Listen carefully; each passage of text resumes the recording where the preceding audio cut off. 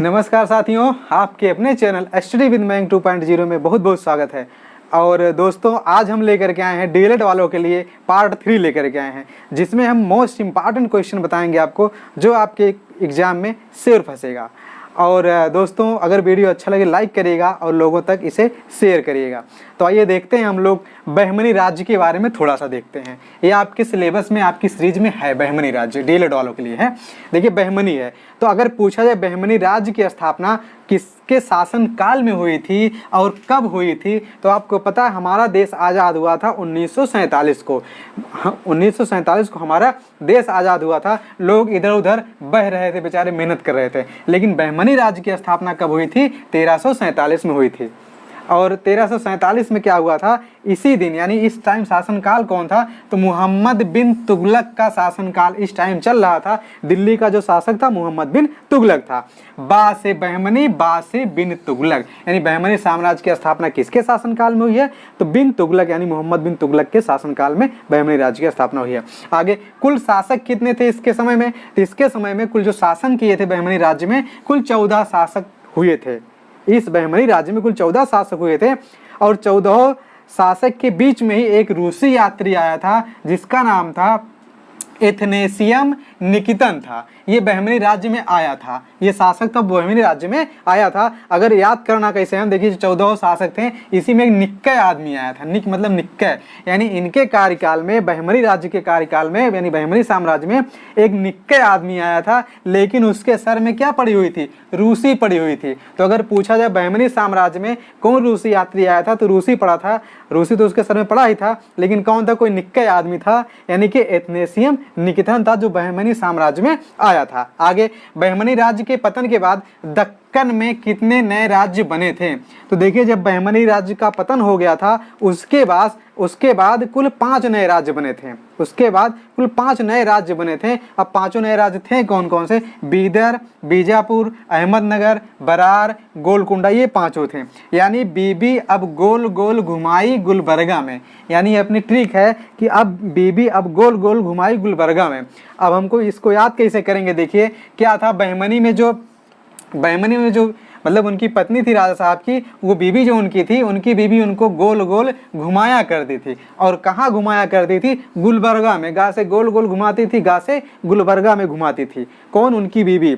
तो जब इसका पतन हो गया था बहमनी साम्राज्य का, तो कुल कितने 5 राज्य बने थे? तो बी से बीदर, बी से बीजापुर, आ से अहमदनगर, बा से बरार, गोल गोल का मतलब गोलकुंडा। ये 5 राज्य ऐसे थे जो बहमनी साम्राज्य के या बहमनी राज्य के पतन के बाद दक्कन में कुल यही 5 नए राज्य बने थे। आगे है, ये जो गुलबर्गा लिखा हुआ है, ये बहमनी राज्य की राजधानी थी। अगर पूछा है बहमनी राज्य की राजधानी क्या थी, तो उनकी बीबी जो थी कहाँ घुमाया करती थी? गोल गोल गुलबर्गा में घुमाया करती थी। तो गुलबर्गा क्या है? बहमनी राज्य की राजधानी थी। आगे, विजयनगर राज्य की स्थापना किसने किया था? तो 2 भाई किए थे।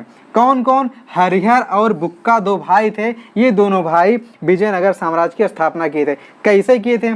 जो बुक्का था वो हुक्का पिया था, हुक्का पिया हुआ था, और हुक्का पी करके जो है लड़ाई, पहले हुक्का पी लिया, और शाम का टाइम था, यानी इनके यहाँ जो प्रथा थी, कौन सी प्रथा थी? शाम, यानी जो लड़ाई लड़ेंगे हम लोग शाम को लड़ेंगे, यानी इनके यहाँ सामंत शाही प्रथा थी। कहाँ? विजयनगर साम्राज्य में। तो जो बुक्का था क्या किया? शाम, यानी सामंतवादी व्यवस्था थी, सामंतशाही। तो शाम को क्या किया? बुक्का हुक्का पी लिया और अपने हरिहर भाई के साथ विजयनगर साम्राज्य की स्थापना कर देता शाम को। यानी विजयनगर साम्राज्य की स्थापना कौन किया था? हरिहर बुक्का 2 भाई किए थे, हुक्का पी करके। कब? शाम को, यानी सामंतशाही प्रथा यहाँ पे थी। विजयनगर कितने प्रांतों में बटा था?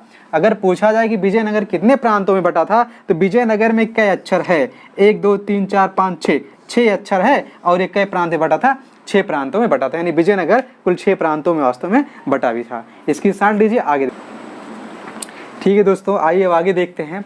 देखिए, पहला सवाल अपना क्या है? लिखा गया है, राजपूत काल में राज्य की आय का मुख्य स्रोत क्या था? यानी जो राजपूत काल था, उसमें जो राज्य की आय थी, आमदनी थी, वो उसका आधार क्या था? तो उसका आधार क्या था? भूमि कर था। यानी राजा महाराजा लोग क्या लिया करते थे? लोगों से टैक्स लिया करते थे, मतलब भूमि कर या लैंड टैक्स कह सकते हैं, यानी जमीन कर, भूमि कर, लोगों से भूमि का कर लिया करते थे। किस काल में? राजपूत काल में। अगर पूछा जाए राजपूत काल में जनता की जीविका का मुख्य स्रोत क्या था? भाई जब लोगों से, जनता जो रहेगी जब लोगों से भूमि कर लेंगे तो भाई जनता जो कर देगी कहाँ से देगी? भूमि का ही कर देगी भाई। इसका मतलब है कि कृषि था, यानी इनका मुख्य व्यवसाय क्या था? कृषि था। यानी यहाँ की जो जनता थी बेचारी वही कृषि से, खेती बाड़ी करके ही अपनी जीविका चला रही थी और राजा महाराजा को उसी कृषि का, भूमि का क्या दे रहे थे लोग? टैक्स दे रहे थे, कर दे रहे थे। भूमि का, कृषि था इनका। आगे देखिए यहाँ लिखा गया धर्म, यानी कौन कौन से धर्म प्रचलित थे राजपूत काल में? कौन कौन से धर्म प्रचलित थे? तो ब्राह्मण धर्म और जैन धर्म, दो धर्म ऐसे थे जो राजपूत काल में प्रचलित थे। राजपूत कालीन कला एवं स्थापत्य शैलियाँ, राजपूत कालीन कला एवं स्थापत्य शैलियाँ कौन कौन सी थी? 3 थी। बेसर, द्रविड़, वेदना। यानी कौन कौन सी? वेदना, वेदना इसे लिख दीजिए, वे से वेसर, दा से द्रविड़, ना से नागर। यानी राजपूत काल में क्या होता था? जो बेचारे खेती किया करते थे, जो लोग खेती किया करते थे बहुत वेदना सहते थे, दुख सहते थे। क्यों सहते थे?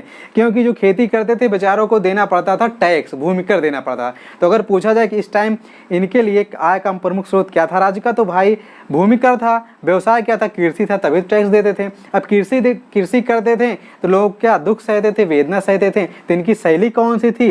स्थापत्य कला की। वेदना मतलब बे से बेसर, दा से द्रविड़, ना से नागर। और ब्राह्मण तथा जैन धर्म प्रसिद्ध था। आगे देखिए वायुदाब का मापन, यानी अगर कहा जाए वायुदाब का हम मापन जो करते हैं किस में करते हैं? तो वायुदाब का मापन करते हैं मिलीबार में, यानी मिलीबार में वायुदाब का मापन करते हैं। वायुदाब का मापन वही करेंगे जहां मिली हवा, वायु माने हवा, यानी वायुदाब जहां मिली वही मिलीबार में हम लोग मापन कर देंगे। वायुदाब मापने का यंत्र कौन सा है? बैरोमीटर है। वा से बा से वायु, बा से बैरोमीटर, यानी वायुदाब, देखिए इसमें भी बा ही है। वायुदाब मापने का यंत्र बैरोमीटर, हम बैरोमीटर से वायुदाब मापते हैं। आगे संविधान का भाग 7 किससे संबंधित है? तो संविधान का भाग 7 सूची से संबंधित है। और संविधान का भाग 7 जो सूची से संबंधित है उसमें 7 से सूची, यानी 7वीं अनुसूची, यानी 7वीं अनुसूची किससे संबंधित है? 7वां भाग किससे संबंधित है? तो सूची से संबंधित है। भाग नहीं बल्कि अनुसूची 7 सूची से संबंधित। 7 से सूची। अब कितने प्रकार की सूचियां इसमें रखी गई हैं? 3 प्रकार की सूचियां रखी गई हैं। केंद्र सूची, राज्य सूची, समवर्ती सूची। अब केंद्र सूची क्या है? जिस पर कानून बनाने का अधिकार केंद्र सरकार को है। राज्य सूची क्या है? जिस पर कानून बनाने का अधिकार राज्य सरकार को है। समवर्ती सूची क्या है? जिस पर कानून बनाने की शक्ति राज्य सरकार और केंद्र सरकार दोनों को है।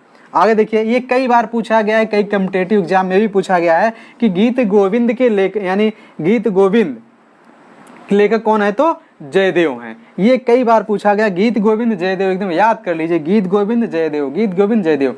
खजुराहो मंदिर, खजुराहो मंदिर का निर्माण किन राजाओं ने कराया था? तो चंदेल राजाओं ने करवाया था। याद करने के लिए जो खजुराहो मंदिर है वहां के लोगों ने, जो राजा थे, चंदा लगा के बनाए थे खजुराहो मंदिर। तो खजुराहो मंदिर चंदेल राजाओं ने। आगे देखिए भारत चीन युद्ध कब हुआ था? तो भारत चीन युद्ध 1962 में हुआ था।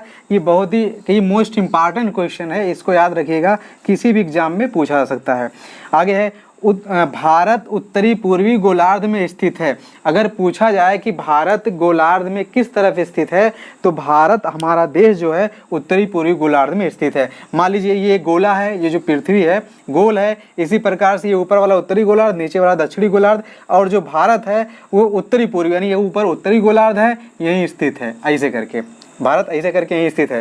यानी भारत किधर है? उत्तरी गोलार्ध में तो है ही है, लेकिन पूर्वी तरफ, यानी उत्तरी पूर्वी गोलार्ध में भारत हमारा स्थित है। आगे है राजपूत कालीन शिक्षा केंद्र, यानी राजपूत कालीन शिक्षा केंद्र कौन कौन से थे?